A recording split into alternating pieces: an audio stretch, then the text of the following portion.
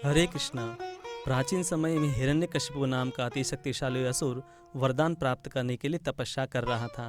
अनेक सालों के तप के बाद ब्रह्मा जी प्रकट हुए और हिरण्यकशिपु को मनचाहा अद्भुत वरदान दे दिया।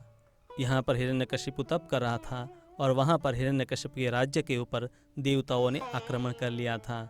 इंद्र है वो हिरण्यकशिपु की पत्नी कयाधु को लेकर जा रहे थे। तब नारद जी ने पूछा तो इंद्र ने बताया कि इसका पुत्र भी बहुत बड़ा असुर होगा। तब नारद जी ने कहा नहीं, ये बहुत बड़ा भगवत भक्त होगा, इसे छोड़ दीजिए। तब है नारद जी है कयाधु को लेकर अपने आश्रम में जाते हैं और कयाधु उस आश्रम में अनेक साल बिताती है।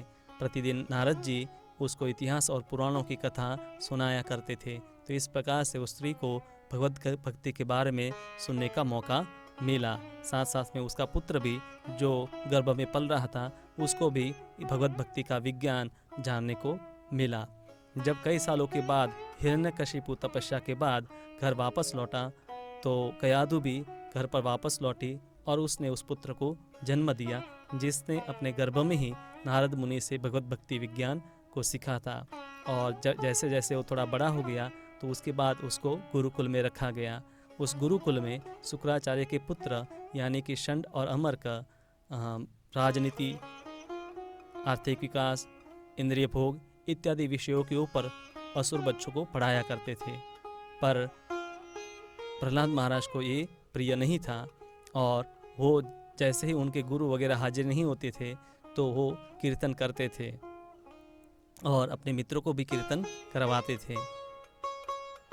एक दिन है हिरण्यकशिपु है प्रहलाद को पूछते हैं कि तुमने क्या सीखा। तब प्रहलाद कहते हैं कि भगवान विष्णु की भक्ति ही जीवन का लक्ष्य, यही मैंने सीखा है। तो हिरण्यकशिपु काफ़ी क्रोधित हो जाते हैं। बारंबार जब ऐसा हुआ तो हिरण्यकशिपु है अपने सैनिकों को आदेश देता है कि ये हमारे कुल के ऊपर कलंक है और हम सबके लिए खतरनाक होगा, तो इसलिए इसको तुरंत मार दिया जाए।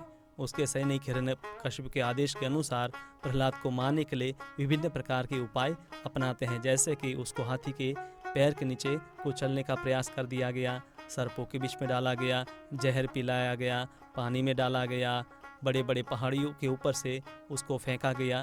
तो इस प्रकार के अनेक प्रयास है प्रहलाद को मारने के लिए किए गए। फिर हर बार है भगवान विष्णु उसकी रक्षा करते थे। हिरण्यकशिपु के पास भी कोई अब उपाय बचा नहीं था। आखिर में उसको समझ में नहीं आ रहा था कि कौन सी वो शक्ति है कि जो प्रहलाद को बचाती है। तो एक दिन है हिरण्यकशिपु प्रहलाद को बुलाकर पूछते हैं कि वो शक्ति का स्रोत कहाँ पर है, कौन है वो शक्ति।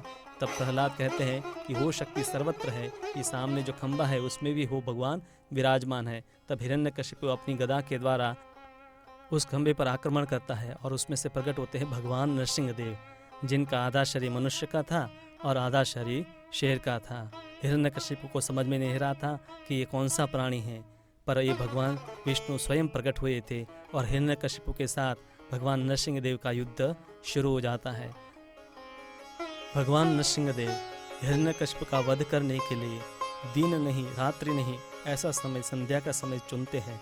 आकाश नहीं या जमीन नहीं, अपनी गोद में लेकर हिरण्यकशिपु का वध करते हैं।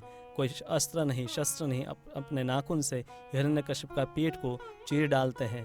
तो इस प्रकार से भगवान नरसिंहदेव ने ब्रह्मा जी के द्वारा दिया गया वरदान है उसको ध्यान में रखते हुए हिरण्यकशिपु का वध किया। और फिर भी भगवान नरसिंहदेव का क्रोध शांत नहीं हो रहा था, वो काफ़ी क्रोध में थे। तो उस समय है अनेक देवता भी वहाँ पर प्रकट होते हैं, पर वो भी डर रहे थे कि कैसे वो भगवान के पास जाए, क्योंकि भगवान काफ़ी क्रोधित थे। सब देवता है प्रहलाद महाराज को कहते हैं कि आप ही भगवान को शांत कीजिए। तब प्रहलाद महाराज अपनी मधुर प्रार्थनाओं के द्वारा भगवान नरसिंहदेव की स्तुति करते हैं और उन प्रार्थनाओं के कारण भगवान नरसिंहदेव शांत हो जाते हैं और प्रहलाद महाराज को आशीर्वाद देते हैं। हिरण्यकशिपु का राज्य है वो प्रहलाद महाराज को सौंपा जाता है और प्रहलाद महाराज भगवान की आज्ञा के अनुसार उस राज्य का संचालन करते हैं। तो आइए हम सब नरसिंहदेव भगवान की स्तुति करें। जय नरसिंह।